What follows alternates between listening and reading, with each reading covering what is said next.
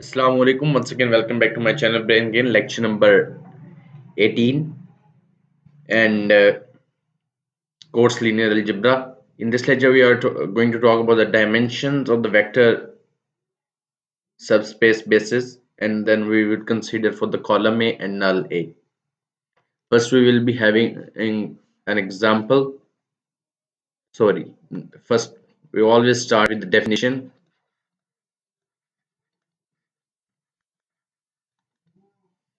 Okay, so starting with the definition, if V is spanned by a finite set, then V is said to be finite dimensional.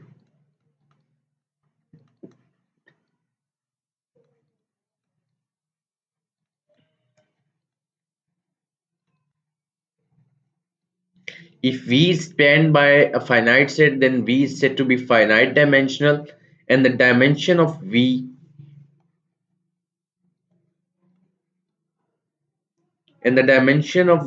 written as dim V is the number of vectors in a basis for V. The dimension of the zero vector space is 0 is defined to be 0. If V is not spanned by a finite set, then V is said to be, if V is not spanned by a finite set, then V is said to be infinite dimensional.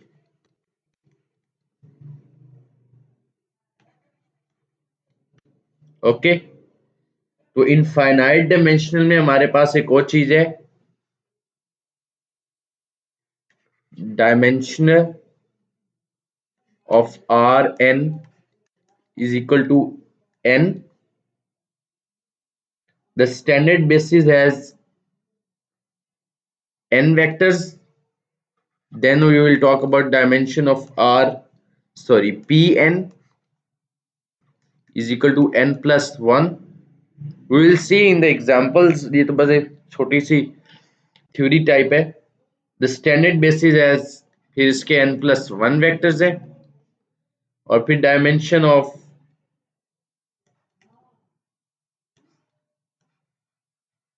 m into mn, ये mn है. ठीक है, तो standard basis has mn vectors. Now we are going through with an example number 3. We have a set of H, find the dimension of the subspace. ठीक है, ये question हमारा. तो H आपको दिया हुआ है a minus 3b plus 6c 5a plus 4d b minus 2c minus d and 5d.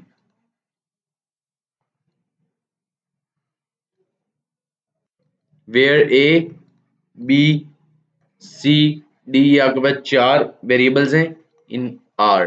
ठीक है, अब इसमें आप a के लिए जो वेक्टर्स लिखेंगे वो v1 होगा. 4 वेक्टर्स है ना, क्योंकि 4 वेरिएबल्स हैं.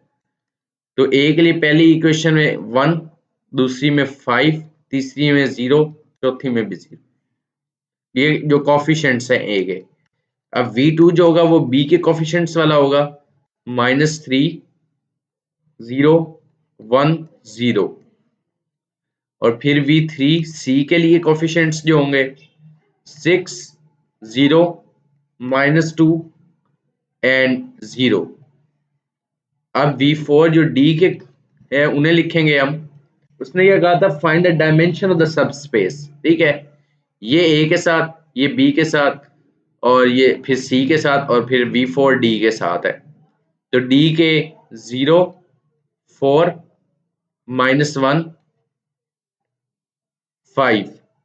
ठीक है, V3 is a multiple of, आप देखेंगे कि आप V3 जो है वो मल्टीपल है किसका, V2 का। ठीक है, V3 is equal to -2 into V2। अच्छा, सो V1, V2 and V4 is the linear independent. तो V3 जो है वो तो V2 पे डिपेंड कर रहा है, एक रिलेशन है उसके अंदर प्रोपोर्शनल वाला। तो आप फिर कह सकते हैं जो सेट होगा V3 को एक्सक्लूड कर दें और आप लिख लें V1, V2 और V3, ये जो है ये आपस में इंडिपेंडेंट है, इस लीनियर इंडिपेंडेंट होगा।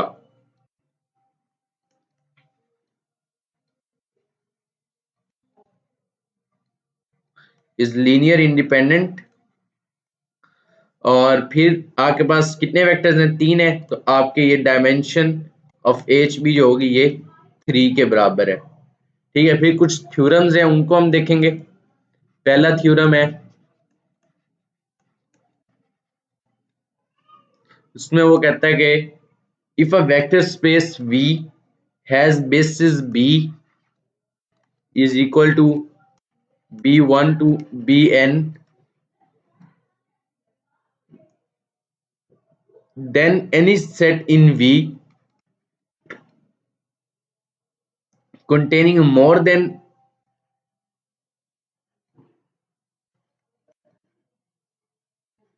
n vectors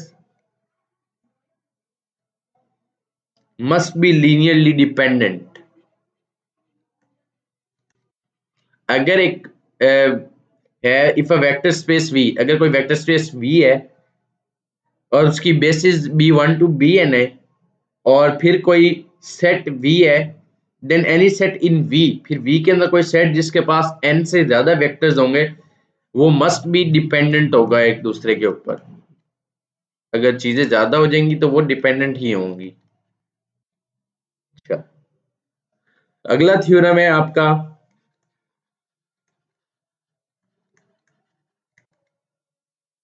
उसमें वो कहता है कि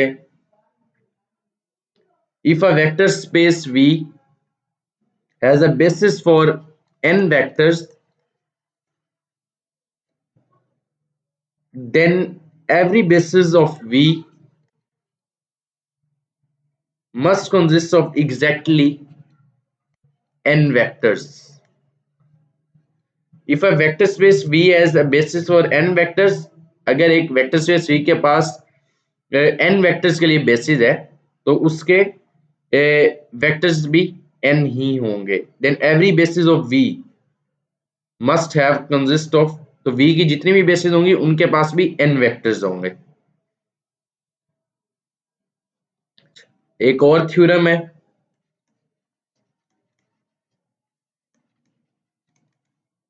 सो थ्योरम इसमें वो कहता है कि late H be a subspace of finite dimensional vector space V, any linearly independent set in it can be expanded if necessary to a basis for H. Also H is finite dimension and dimension of H is less than or equal to dimension of V। अगर इस बार या कुछ समझ नहीं भी आई तो इतनी कोई बड़ी प्रॉब्लम नहीं है, हम जब एग्जांपल्स करेंगे उससे आपको ज्यादा कुछ समझ आएगा। क्या आपको बेसिकली देना है, क्या एग्जांपल्स होती हैं आपको बताती हैं कि इस टॉपिक से रिलेटेड आपको फाइंड करना क्या आना चाहिए, तो वो अगर आप एग्जांपल्स समझ जाते हैं वो काम करना आ जाता है, that is very good and enough. अच्छा, एक और थ्योरम है हमारे पास,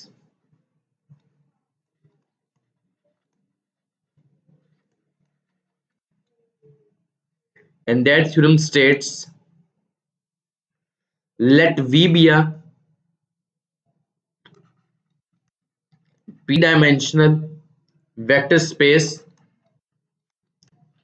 P is greater than or equal to 1, any linearly independent set of exactly P elements in V, automatically a basis for V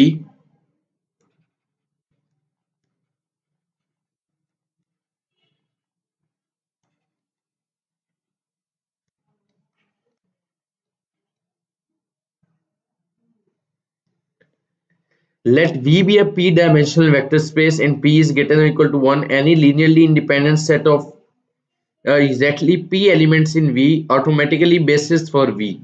Any set of exactly p elements,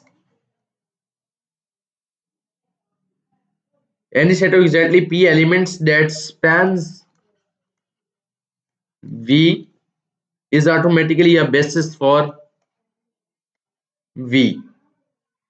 Another point is there to note is the dimension of null A is the number of free variables. ये हम चीज पहले भी discuss कर चुके हैं. The dimension of null A is the number of free variables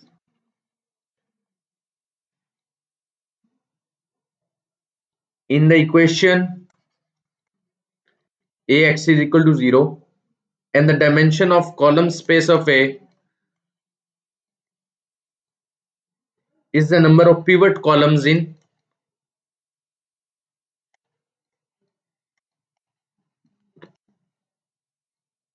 A. ये चीज भी हम पहले देख चुके हैं. Now we are going through example 5. Example 5 में वो कहते हैं find the dimension of the null space and column space of A.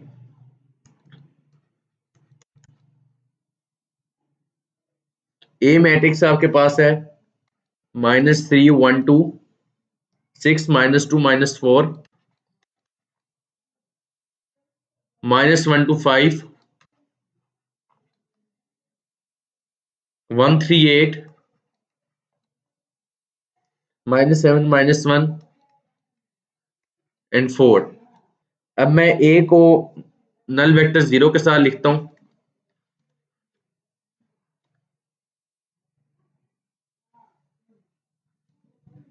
तो ये आपके पास, और फिर इसको मैं इसके ऊपर रो ऑपरेशंस भी सारे कर देता हूं. पहले तो मैं चलें एक बार इसके साथ लिखता हूं -3 1 2 6 -2 -4 -1 2 and 5 1 3 and 8 and -7 -1 and 4. ठीक है. अब मैं इसके ऊपर सारे रो, यहाँ पे आपके पास 0 भी आ जाएगा. ठीक है.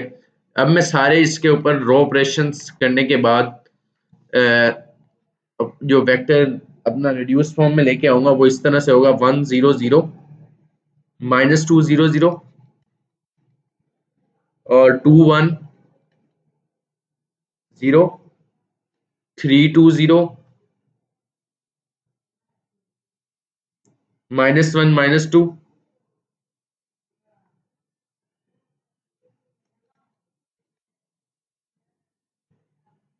0 एंड 0 0 0.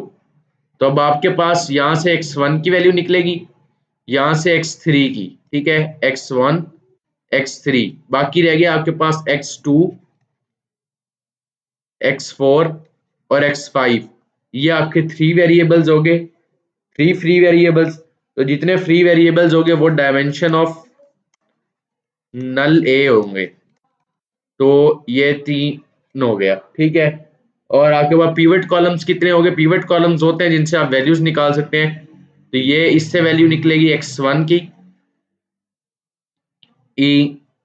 तो ये x1 हो गया, और इसी x3 वाले जितने, यानी कि आपके पास कह सकते हैं आप जो बेसिक वेरिएबल्स होंगे वही आपके उतने ही पिवट कॉलम्स होते हैं. ठीक है. तो बेसिक कौन से हैं? x1 और x3 हैं, जो कि 2 हैं. तो डायमेंशन ऑफ नल ए तो 3 होगी. A has 2 pivot columns, so dimension of colon A is equal to 2. ठीक है. और हम अपने आंसर को कैसे वेरी कर सकते हैं कि हम इन दोनों को प्लस करें तो हमारे पास 5, that is number of columns of A. ठीक है. तो कॉलम ऑफ A में कितने हमारे पास हैं वेक्टर्स? 1 2 3 4 एंड 5. तो ये हमारे आंसर को भी वेरीफाई करते हैं. तो आज के लेक्चर के लिए इतना ही. नेक्स्ट लेक्चर में हम रैंक और नलिटी को डिस्कस करेंगे. So thank you for watching. May God bless you. Allah Hafiz.